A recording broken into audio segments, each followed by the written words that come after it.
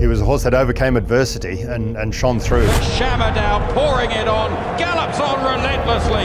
Shamardal's kicking on. Shamardal, there's no danger. He's 6 in front. Yeah, he was a brilliant racehorse. He became a brilliant sire. He's now a sire of sires. These 4 stallions, they could really make an impact over the next 20 or so years. It could be the Shamardal branch that we're all looking for in 20 years' time. Different sons of Shamardal. Blue Point strikes the front again at Royal Ascot, and the French colt wins the Middle Park Earthlight. And Victor Ludora has picked up best to win the Lagardère. Pinatubo preserving his unbeaten record.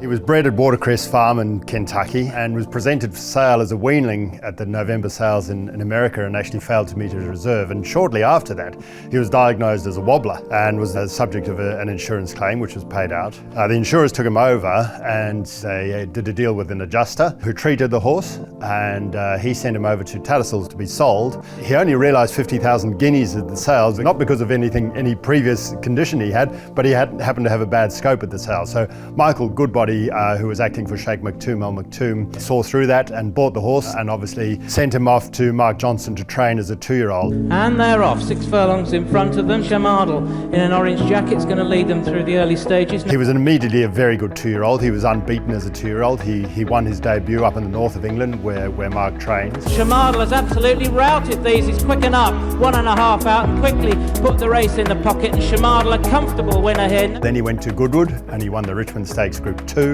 and he finished off his 2-year-old career by winning the Dewhurst Stakes, which was obviously the championship race in Europe, in England. He won that dominantly and he became the champion 2-year-old. Running inside the final furlong, 3 or 4 lengths clear of Oratoro. Iceman runs on, then Montgomery's Arch and Librettis, but Shamardal pouring it on, gallops on relentlessly to win the Dewhurst. So they ran him once on the dirt in the UAE Derby. That was in fact the only time he was ever beaten, and he ran appallingly in the dirt, didn't handle conditions at all. So they brought him back to Europe, and they had Dubawi in their stable at the same time, and those 2 great horses had to avoid each other obviously. So Shamardal went to the French 2,000 guineas first up, won that comfortably. Shamardal is fighting on tenaciously. Shamardal! He then went to the French Derby only a few weeks later. It's Shamardal being pressed by Hurricane Run down the outside. Shamardal in the Then he was brought back in distance again to the Royal Meeting, not at Ascot that year, that was held at York because Ascot's grandstand was being rebuilt. So he ran in the St James's Palace Stakes, that's over a mile as you know. But Kieran McAvoy on Shamardal is going to romp home with the St James's Palace Stakes.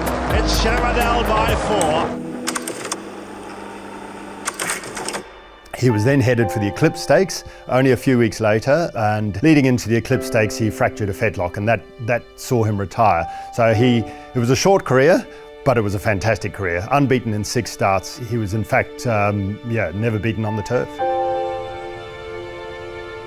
Unusually, he came to stud in the Southern Hemisphere first. That's not normal for a Northern Hemisphere bred horse, obviously. But we had time, we announced him. It was one of the great days of my life, actually. The day we announced him, we rang the breeders, the top breeders in Australia, and we basically filled the horse in a day. It was an extraordinary level of support for the horse. He was just, he had that higher profile. In his first crop, he sired Faint Perfume, who won the Oaks and the Wakefield Stakes and the Vinery Stud Stakes. Very, very high-class filly in the Cummings stable. He then went on to sire Able Friend, who was Stuart Ramsey bred. He was champion in Hong Kong, won 4 Group 1 races in Hong Kong. Shamardal only stood 4 seasons in the Southern Hemisphere though, so probably in the Northern Hemisphere that we've got to look to where he really made his mark. Again, first crop in the Northern Hemisphere, he sired Lope de Vega, who like Shamardal won the French Guineas and won the French Derby and became a very, very good stallion. A few crops later, and there's probably the crop that we all look to is that magnificent crop that had Pinatubo, Earthlight and Victor Ludorum. Of course, before that, he'd got the champion sprinter in Blue Point. But in those 3 2-year-olds, 3 high-class, unbeaten 2-year-olds in one crop, that was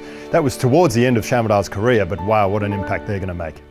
Blue Point in front, Bashar nearest to us trying to get to him, but it's the same as last year. Blue Point from Batage. So Blue Point was a very good 2-year-old but got better. He was a very good 3-year-old, but as a 4 and 5-year-old was when he won his Group 1s, and he was an elite sprinter. But he was always talented, and that's being borne out now by his remarkable success with his first crop. And His first yearlings here have sold so well, and they're in all the right hands and they're saying all the right noises. So expectations are high, but they should be high because he was a high-class sprinter. He's got high-class progeny. And Victor Ledorum, who won 3 out of 3 as a 2-year-old, the best 2-year-old race in France, probably is the most like Shamardal in terms of his race record of all of the sons. And he's actually from Shamardal's family, so there's a lot of similarity between him and his father. Like Shamardal, unbeaten 2-year-old, like Shamardal, he won the French 2000 Guineas and ran in the French Derby. Victor Ledorum qui va triompher nettement. Pinatubo, unbelievable, superstar horse, 6 from 6 as a 2-year-old. He came out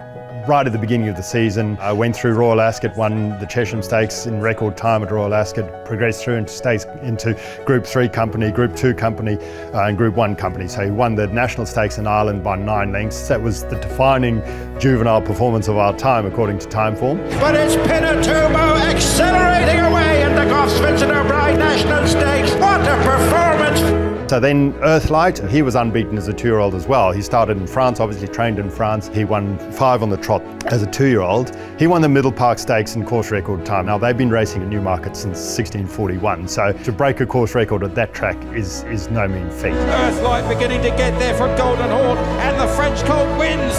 So they're 4 very high-class horses. Each has their own individual attribute, but they've all got that Shamardal substance. That was probably the trait that he's passed on best. Wow, he had success all over the world and every major racing jurisdiction, obviously throughout Europe. 3 high-class horses in Hong Kong. He had success in America. But I think he's just such a good horse for Australia, and I think the people who cottoned onto that early took advantage of that, bred some really good horses by him, and then now they've got the opportunity to do that with his talented sons, and we know they make good stallions. He's proven that already. His sons work out here. Lope de Vega works extremely well. We've been through all that. These 4 stallions, they could really make an impact over the next 20 or so years.